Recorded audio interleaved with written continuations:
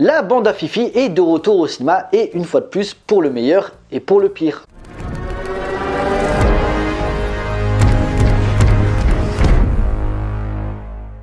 Bonjour à tous, il va être question de 3 jours max réalisé par Tarek Boudali. Je vous tromperai et je vous tuerai. No hablo francés. Ah, el patron, pásame al patron.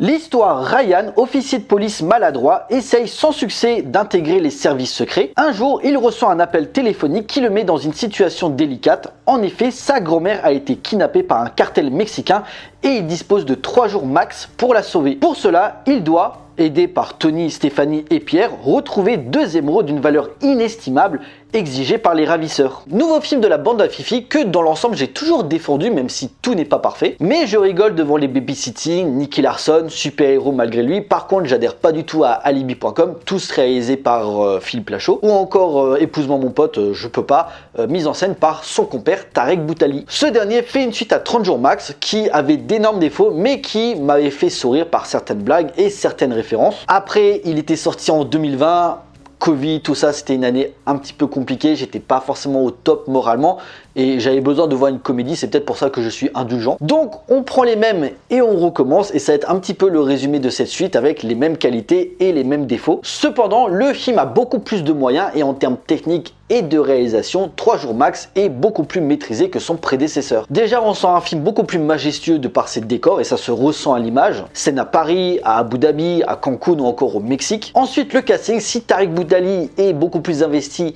derrière la caméra que devant, les rôles secondaires sont plutôt fun. Philippe Lachaud en rival de Ryan par rapport à sa copine. Stéphanie ne sert pas juste de love interest. Bon, le film joue énormément sur son sex appeal, mais elle gère dans les scènes d'action. Julien Arruti, par contre, j'y arrive toujours pas. La scène avec le crocodile, c'est d'un ridicule. Élodie Fontan ne sert pas à grand chose, mais comme j'avais dit avant, elle a un combat avec Vanessa Guide, donc qui joue Stéphanie, qui est plutôt bien chorégraphié. Au niveau des méchants, Rossi de Palma, je la trouve géniale avec son accent. Il me rappelle un petit peu les méchants un petit peu vicieux dans les anciens films d'espionnage. D'ailleurs, pour moi, elle aurait dû être l'ennemi principal parce que faire revenir José Garcia dans le rôle du rat, c'était pas nécessaire. Surtout qu'il pop lors du final, genre c'était moi qui avais tout manigancé. Bon, l'écriture, c'est pas le point fort de 3 jours max, mais quand même. Un gros souci par contre, si 3 jours max se veut impressionnant lors des scènes d'action, il pêche par manque d'identité. Je m'explique. Le film de Tarek Boudali ne vit que par ses références. L'enlèvement de sa grand-mère au téléphone, il te fait le même monologue que de Liam Neeson dans Taken. La scène à Abu Dhabi lorsque Ryan doit escalader la tour, c'est exactement la même chose que Mission Impossible Protocole Fantôme. Élodie Fontan, j'en ai pas parlé, mais elle joue une sorte d'agent secret qui poursuit Ryan et ses amis. Elle est ultra cheatée, super forte et en fait elle a la même tenue que le TX dans Terminator 3. Même le caméo de Frank Gastambide en mode Vin Diesel du pauvre avec sa caisse de Jackie,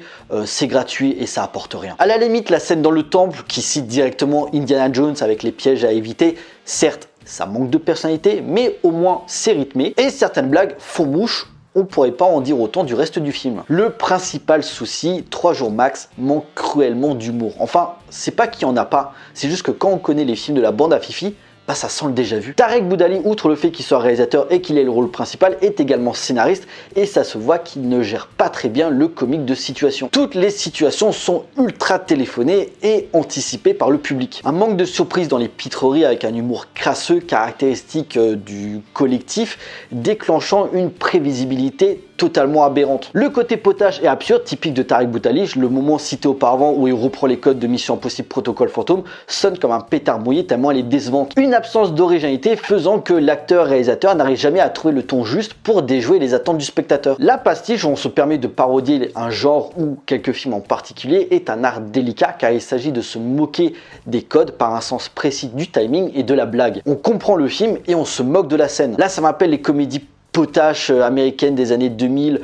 comme Spartacus, Super Hero Movie ou Mors-moi sans hésitation, où en fait on te reprenait des scènes de films sans aucune logique. Là où Michel Hazanavicius avec OSS 117 ou Edgar Wright avec la trilogie Cornetto avaient compris les genres cinématographiques qu'ils investissaient à l'écran. L'idée de Tarek Boudali avec 3 jours maximum, c'est qu'il a envie de faire une comédie d'action à l'américaine. Sur le papier, pourquoi pas? Surtout qu'en plus il a les moyens de ses ambitions avec un budget conséquent. Sauf qu'à trop vouloir parodier les grands classiques, enfin grands classiques dans une interview, Tarek Boudali te cite Taken comme une référence, déjà ça part mal. Ça manque de folie, d'irréel, d'humour potage, voire de vulgarité, ce que son compère Philippe Lachaud gère beaucoup mieux dans ses réalisations. Le comique de situation, ça peut être sympa et drôle, mais dans le cas de Tarek Boudali, cet effet de répétition s'applique à pratiquement toute sa filmographie et ça devient un moment très problématique. Les gags sont les mêmes, les histoires sont les mêmes, le casting est le même. Alors je veux bien, c'est un film de potes, mais à un moment ça serait bien un petit peu de varier parce que tu as l'impression de voir le même film tous les 6 mois aussi. Ça serait bien un petit peu de varier au niveau des acteurs, surtout qu'en plus, les personnages du premier film n'ont pas spécialement évolué dans cette suite, à part Stéphanie parce que tu apprends qu'elle est enceinte, mais ça sent très vite la redite. La troupe du Splendide ou des Nuls l'avait compris par exemple. Et l'aspect comique déjà de pas forcément être hilarant part à certains moments, voire vers la fin, dans la pente savonneuse des stéréotypes et de la misogynie. Entre Stéphanie qui arrête pas tout le film de remettre en question les réflexions douteuses de ses amis, mais surtout Tony qui se fait greffer des seins. Et oui, Philippe Lachaud et Julien Arruti qui se transforment littéralement en femmes. Là j'en pouvais plus. Et vu le succès du film, un troisième volet serait peut-être en préparation vu comme ça finit. J'espère cette fois un peu plus d'investissement pour Tarek Boudali, que ce soit dans le visuel comme dans le fond, car dans le premier l'humour était dans l'ensemble plutôt réussi, c'était plutôt l'action qui était naze. Là, c'est l'inverse. J'espère que dans le troisième, il arrivera à concilier les deux. En conclusion, même si on le sent plus concerné derrière la caméra, 3 jours max manque cruellement de mordant dans l'humour et le trop plein de références dessert le manque de personnalité de l'œuvre. En résulte 1h30 d'action rythmée et sincère, mais désamorcée par des gags peu inspirés. Même les guests ne suffisent pas à ramener l'intérêt. Une suite plus ambitieuse à l'image, certes, mais que Tarek Boudali se révèle incapable de dynamiser et d'exploiter correctement. Dommage, le potentiel est là, mais elle démontre une fois de plus que c'est bien Philippe Lachaud, la grosse tête pensante de la bande à Fifi. Voilà, cette vidéo est à présent terminée, j'espère qu'elle vous a plu, on like, on partage comme d'habitude. N'hésitez pas à me laisser des commentaires pour me dire ce que vous avez pensé du film, j'ai hâte d'avoir vos avis. Pensez à me suivre sur les différents réseaux sociaux pour suivre l'actualité de la chaîne et surtout, abonnez-vous pour la soutenir. Pour nous, on se retrouve pour une prochaine vidéo, d'ici là, porte bien, allez voir des films, ciao.